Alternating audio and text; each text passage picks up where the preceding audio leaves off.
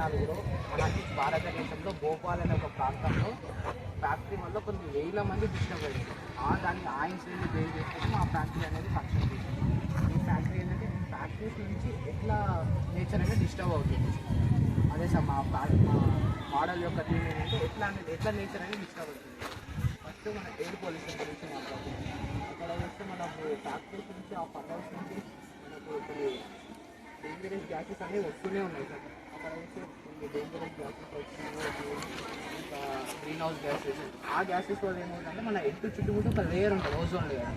ఆ లేయర్ ఏం చేస్తుందంటే సన్ రైజ్ నుంచి మనం ప్రొటెక్ట్ చేస్తుంది. ఆ లేయర్ ఏమైనా డిస్టర్బ్ అవుతుంది, ఆ లేయర్ అనేది డిక్రీజ్ అవ్వకూడదు. ఆ లేయర్ డిక్రీజ్ అవ్వడం వల్ల మన ఎత్తు మీద టెంపరేచర్ ఇంక్రీజ్ అవుతుంది. ఎత్తు మీద ఉన్న టెంపరేచర్ ఇంక్రీజ్ అవ్వడం వల్ల మన ల్యాండ్ అనేది తక్కువ ఓషన్స్ ఇంక్రీజ్. అలాంటప్పుడు మనకి ల్యాండ్ కూడా చాలా తక్కువ అవుతుంది. దానివల్ల మనం చాలా ప్రాబ్లమ్స్ ఫేస్ చేయాల్సి వస్తుంది. అక్కడ ఎయిర్ పొల్యూషన్ ఫ్యాక్టరీస్ నుంచి ఆ ఎయిర్ పొల్యూషన్ వల్ల మన హెల్త్ అనేది చాలా ప్రాబ్లమ్స్ ఫేస్ చేస్తుంది. నెక్స్ట్ ఇక్కడ చూస్తే మన వాటర్ పొల్యూషన్.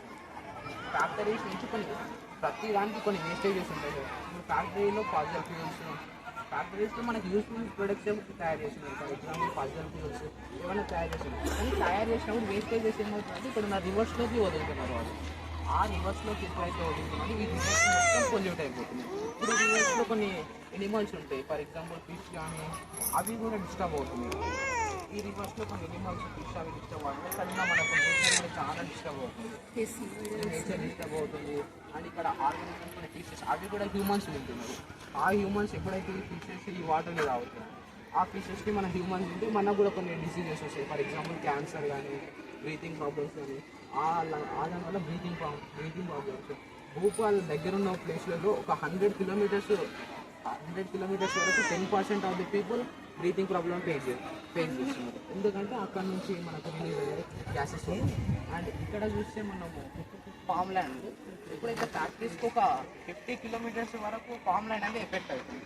ఫ్యాక్టరీస్ పక్కన ఉన్న ఫామ్ ల్యాండ్ అనేది ఈ గ్యాసెస్ వల్ల, ఈ వాటర్ వల్ల చాలా డిస్టర్బ్ అవుతుంది. ఎప్పుడైతే మనం దాన్ని కన్స్యూమ్ చేస్తామో మనం చాలా హెల్త్ ప్రాబ్లమ్స్ ఫేస్ చేయాలి. నెక్స్ట్ ఇక్కడ చూస్తే మనది ఒక టవర్ ఉంది. దానివల్ల రేడియేషన్.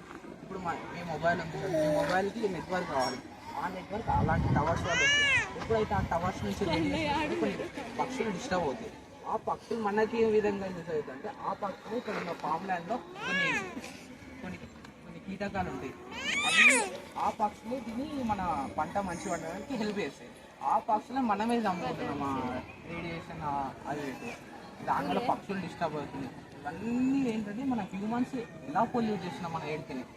దానివల్ల పొల్యూషన్స్ అనేది మనం ప్రివెంట్ చేయాలి. అంటే సస్టైనబుల్ డెవలప్మెంట్ చేయాలి. సస్టైనబుల్ డెవలప్మెంట్ అంటే ఏం చేస్తాం, మనం డెవలప్ కావాలి కానీ మనం డెవలప్ అయిన ఇంకా నేచర్కి డిస్టర్బ్ కావాలి. అదంటే సస్టైనబుల్ డెవలప్మెంట్ అంటే ఆ డెవలప్మెంట్ ఫోకస్ చేయాలి. ఫ్యాక్టరీస్ ఉండొచ్చు, అది తప్పు కాదు, కానీ రిలీజ్ అయ్యే గ్యాసెస్ని కంట్రోల్ చేయాలి మన గవర్నమెంట్. దానికోసం కొన్ని స్కీమ్స్ వస్తున్నాయి, కానీ దాన్ని అందరూ ఫాలో కావట్లేదు. కొన్ని స్ట్రిక్ట్ లాస్ మెయింటైన్ చేయాలి మన గవర్నమెంట్. అండ్ అలాగే గ్యాసెస్ని కూడా మన గవర్నమెంట్ కంట్రోల్ చేయాలి. కొన్ని కంపెనీస్ ఉన్నాయి. ఫర్ ఎగ్జాంపుల్ భూపాల్ గ్యాస్, అది అమెరికా కంపెనీ ఇండియాలో ఎస్టాబ్లిష్ అయింది. దానివల్ల మనకి ఎఫెక్ట్ ఏమవుతుంది, ఇండియన్స్కి ఎఫెక్ట్ అయింది, అమెరికన్స్కి ఏం ఎఫెక్ట్ కాదు అక్కడ. కానీ ఆ కంపెనీ ఓనర్ ఎవరంటే అమెరికా ఓనర్. దానివల్ల మన ఇండియన్స్కి చాలా ఎఫెక్ట్ అయింది. అది ఇంకా దీనివల్ల చాలా ఎఫెక్ట్స్ అవుతున్నాయి. ఇప్పుడు ఫర్ ఎగ్జాంపుల్ 1984లో జరిగింది ఆ ఇన్సిడెంట్. ఇప్పటికీ న్యూ బోర్న్ చిల్డ్రన్స్ అనేవి ఇంకా ఫేస్ చేస్తున్నారు ఆ ప్రాబ్లమ్స్. ఫర్ ఎగ్జాంపుల్ కొంతమంది పిల్లలు చేతులు లేకుండా పుడుతున్నారు. అట్లా ఎందుకు పుడుతున్నారు అని సైంటిస్ట్ రీసెర్చ్ చేస్తే ఆ 1984లో జరిగిన ఇన్సిడెంట్ యొక్క ఆ గ్యాసెస్ యొక్క ఫాజల్ ఫ్యూల్స్ ల్యాండ్లో ఉండి అవే క్యారీ అవుతున్నాయి. ఇంకా ఈ జనరేషన్కి కూడా ఆ డిసీజెస్ అనేది క్యారీ అవుతూనే ఉన్నాయి జనరేషన్స్ టు జనరేషన్. అలా ఫ్యాక్టరీస్ నుంచి ఎన్నో డిస్టర్బ్ అవుతుంది. దాన్ని మనం కంట్రోల్ చేయాలి. ఇలా కంట్రోల్ చేయకపోతే మన హెల్త్ అనేది చాలా పొల్యూట్ అవుతుంది. ఇలా మనము ఇవన్నీ జరగకుండా ఉండాలంటే మనం ఫస్ట్ ఫ్యాక్టరీస్ నుంచి స్మోక్ని కంట్రోల్ చేయాలి. ఇంకా ఇక్కడ వేస్టేజ్ని మనం రీసైకిల్ చేయాలి. రివర్స్లో వదిలితే మన ఆక్వాటిక్ సిస్టమ్ అనేది డిస్టర్బ్ అవుతుంది. రివర్స్లో వదలాలంటే ఇదే వాటర్ని రీసైకిల్ చేసి మనం వాడుకోవచ్చు మన ఫర్దర్ యూజెస్ కోసం.